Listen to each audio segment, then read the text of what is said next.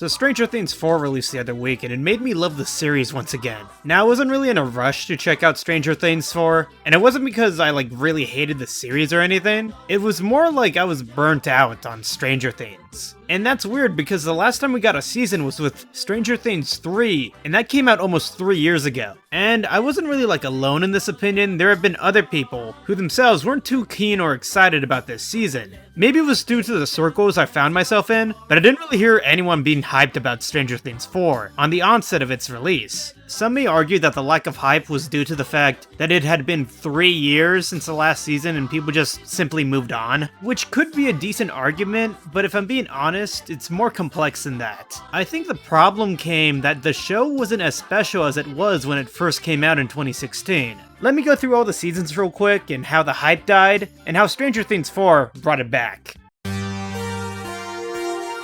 So let's talk about 1980s nostalgia. There is truly no other decade that has been so oversaturated in its aesthetic and in its regurgitation. I can see that now because although Stranger Things wasn't exactly the first piece of media to glorify the 80s, I would definitely say it was a catalyst to everything that came after. Except when Stranger Things did it in 2016, they did it fairly well. You can say anything you want about nostalgia baiting, but when it's done well, it is truly incredible. The first season of Stranger Things in this regard was special. I don't know, maybe we were all a little more optimistic back then, we were just oh hell yeah man, I love the 1980s. For Stranger Things, the 1980s was really just a backdrop over a story that was honestly incredibly engaging. Here we have a group of kids coming together in a coming-of-age story in a season that is tightly written. And it all felt just so complete by the end of its first season. And yes, this was done intentionally. Originally, Stranger Things was going to become an anthology series. One that would bring in new characters with each season and a new set of stories.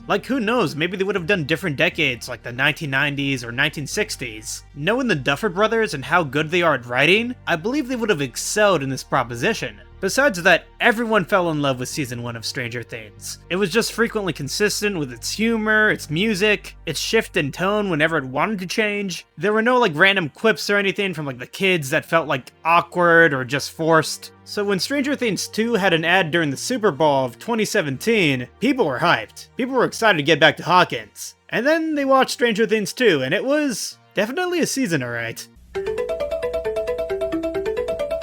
Listen, I don't really hate Stranger Things 2, I think it has a lot of good actually, and I think about that throughout the entire series of Stranger Things really. I think a lot of the good outweighs any of the annoyances or grievances I have. I mean, Stranger Things 2 is true to its name, it's basically more Stranger Things, except not as consistent as the first season. The characters are fleshed out more, becoming more complex than just 80s stereotypes. And I do like the addition of Bob and Max. Although Bob has a brief appearance on the show, he makes for a real well-rounded character. Probably my favorite character introduced in season 2 though is Murray, especially because he has the best joke in the entire series.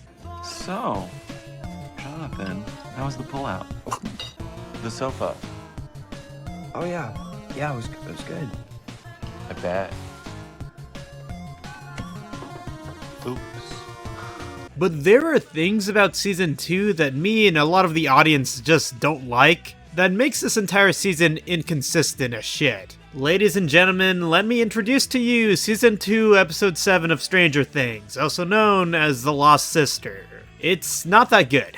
Essentially, Eleven had a sister, and they were trying to do this X-Men type of plot line, that Eleven isn't the only one with all these special powers, and although they do continue with that plotline in Stranger Things 4, I would argue it's done differently, and better. People had problems when this came out, real major issues with this episode, and it's no wonder that they ditched this plotline, never to return to it, even after all these years later. It just feels really awkward when you rewatch the show and get to that episode of the season knowing that none of this goes anywhere. And maybe I'll be eating my own words, maybe the Duffer Brothers will bring back this plotline, but I doubt it. Apparently its purpose was to introduce this backdoor pilot that would follow number 8, but since no one liked it, it didn't end up becoming a show. At this point, I started to fall out a little bit from Stranger Things. I was still eager with that cliffhanger at the end of season 2, but at this point I was just it'll come out when it comes out.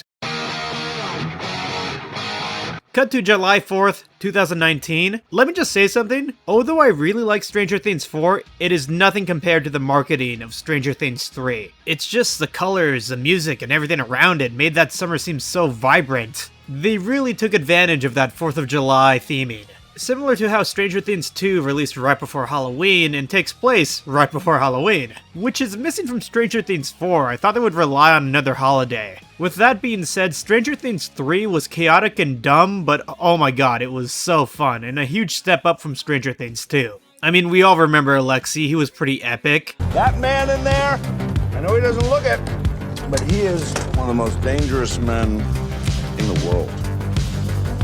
He's, murdered many children. The Russians, some people are mixed on. Personally, I find that entire plotline hilarious, and I like the type of parody of like a Terminator type of like action film the entirety of the season. With that being said, the 80s stuff started to be a little jarring. Like there's this new Coke scene, which serves as like an advertisement of some sorts, to be like, hey, it's 1985, this is what was going on. Another thing I'd like to mention, and you know, as much as I love Back to the Future, I mean, it's my favorite movie of all time, it's kind of forced seeing it be just implemented into Stranger Things 3 without any like real purpose whatsoever. And maybe Stranger Things was always this way. Maybe by the time I reached the 3rd season, I just became sick of it. The entire glorification of the 1980s without like any real purpose to it. Personally, in season 1, when they used the song Should I Stay or Should I Go, it was met with deeper meaning as it connected with Will and Jonathan. It didn't feel forced at all because its purpose was well-serving for the entire plot, and for knowing our characters. It doesn't upset me seeing Back to the Future on the screen, it just feels like a little just like, yeah, I get it, it's the 80s. And don't get me wrong, I know that setting is important, and I appreciate the fashion and all the details they put in to make it seem like it is the 1980s, but when it's so like over the top, it kind of gets like in the way and really distracts the individual. It should really be an add-on, not the overall focus, if that makes any sense. Despite all of this, I still thought Stranger Things 3 was pretty good, and most people did as well. The problem was that it came out, and then people stopped talking about it. And this may be one of the biggest hindrances when it comes to Stranger Things. It is on Netflix, and on Netflix, usually when a show comes out, the entire season comes out on the same day. People binge and watch it, and there's no chance to discuss or have any conversation about it, because it's over so quickly. You know, it is what it is. It's just like, it'll be like a week later after its release, and I totally forgot what happened in Stranger Things 3, because I finished the entire thing in like 8 hours. To compare, and don't worry, I'm not going to spoil this, I've been watching Better Call Saul's final season on a weekly basis. I mean, this is how I've been watching Better Call Saul for its entirety of its run. With each new episode, there's time to discuss what happened on like forums or whatever with your friends, and I believe it makes for a much more entertaining experience, theorizing what will happen next, and zooming into scenes much more closely, being like, oh, that one scene was awesome because so-and-so did this. Things are more digested, or more analyzed. The entire media in general has a deeper understanding,